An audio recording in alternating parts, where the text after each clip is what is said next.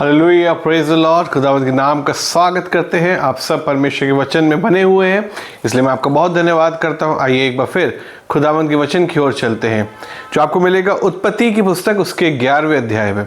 और ये वृत्तांत हम बचपन से पढ़ते चले आ रहे हैं, संडे स्कूल में भी सिखाया गया हैगा, कई बार हमने इसके बारे में सुना है कि क्या होता है। यहाँ लिखा है, पहली बात जो लिखी है यहाँ लिखा है, सारी पृथ्वी पर एक ही भाषा और एक ही बोली थी। और सब लोग जो थे वो एक ही भाषा बोलते थे, एक ही बोली बोलते थे। बहुत अच्छी बात है।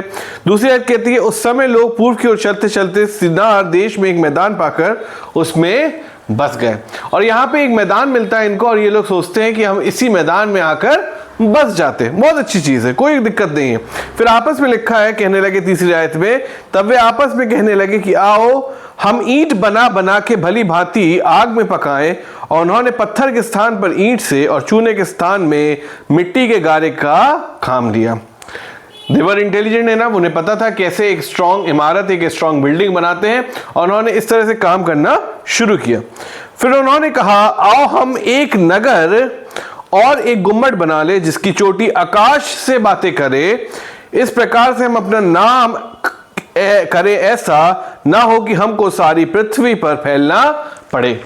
अब यहां पे आके ये सोचते हैं कि हम लोग एक शहर बसाएंगे और उस शहर के बीच में गुम्मट बनाएंगे, और वो गुम्मट इतना ऊंचा होगा, इतना ऊंचा होगा, इतना ऊंचा होगा कि वो आकाश तक को छूने की समझ रखेंगे। मतलब they wanted to make a name for themselves. उनको ये था कि लोग उनको आगे चल के याद रखें। वो ये चाहते थे कि उनका नाम भूला ना जाए, उनकी जो पहचान है वो भूली ना जाए, बल्कि लोग उनको याद रखने वाले हो सके।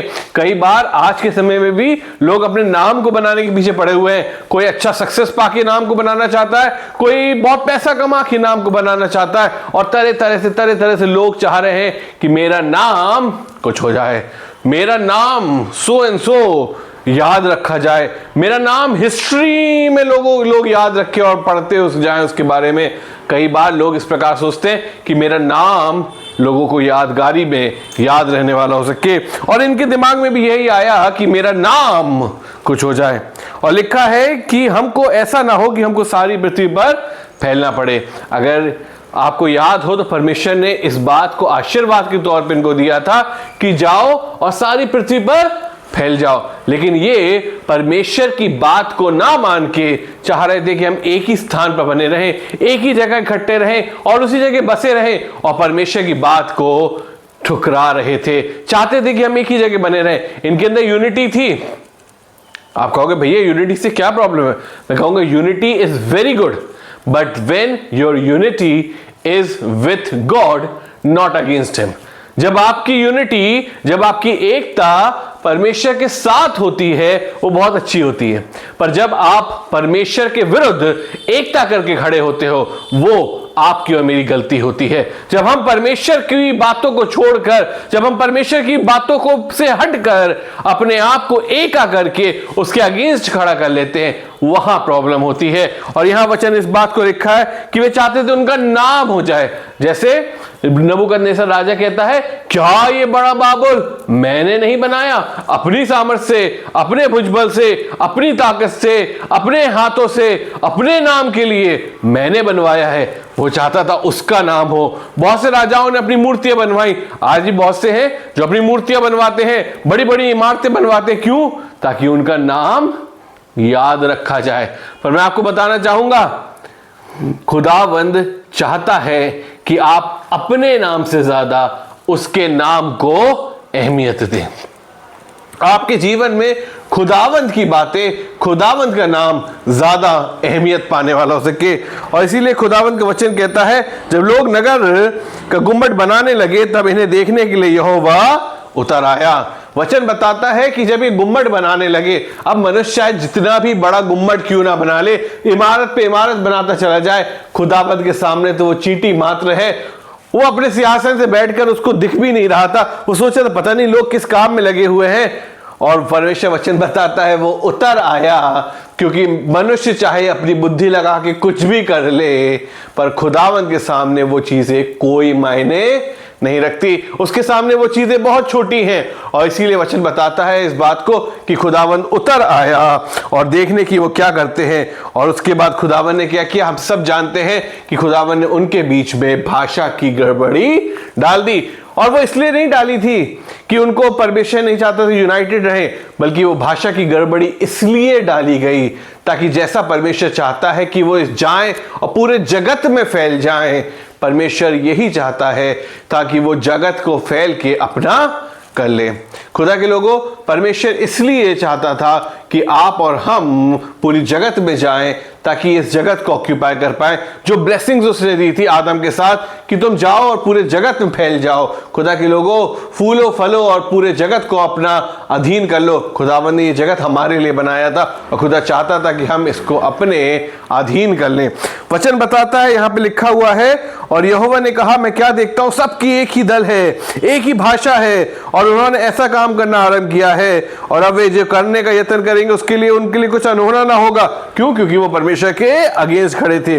और इसलिए परमेश्वर ने उनको ऐसे भारी गड़बड़ी डाली कि उस जगह को आज तक बाबुल कहा जाता है। उस जगह को आज तक बाबुल कहा जाता है। बाबुल की वो मीनार गड़बड़ी की मीनार थी।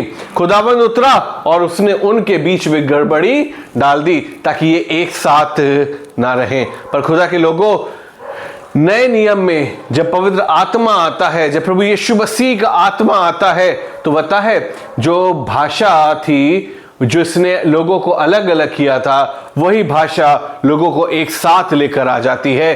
जब पतरस और बाकी लोग इकट्ठे थे तो वो अन्य अन्य भाषाओं में बात करने लगे पेंतिकुस्त के दिन, और उस दिन चर्च यूनाइटेड होता है। और जब चर्च यूनाइटेड होता है तो सब लोग एक साथ उस यूनिटी में परमेश्वर के साथ खड़े होते हैं। खुदा के लोगों, वो यूनिटी इसलिए गड़बड़ थी क्योंकि वहां पे लोग परमेश्वर के विरुद्ध में अपना एका करके खड़े थे।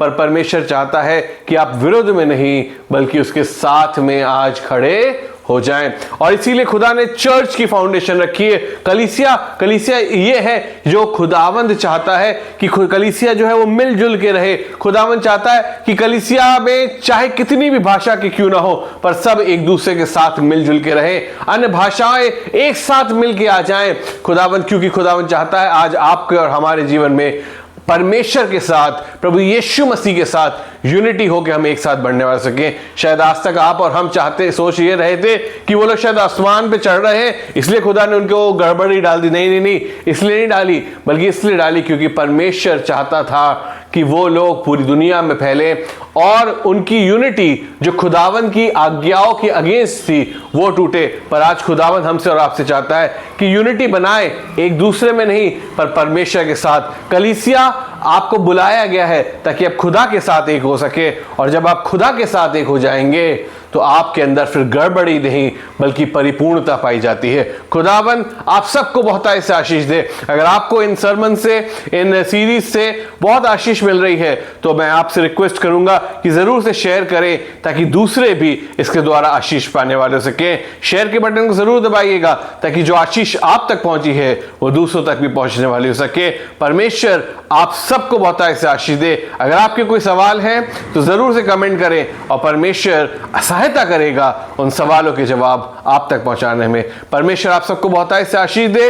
एक बार फिर परमेश्वर पिता के नाम में बने रहिए और उस खुशी के साथ जो परमेश्वर देता है, उस यूनिटी के साथ जो खुदावंद परमेश्वर में है, परमेश्वर की सेवा निरंतर करते जाइए। परमेश्वर आप सबको बहुत से आशीष दे। Praise the Lord.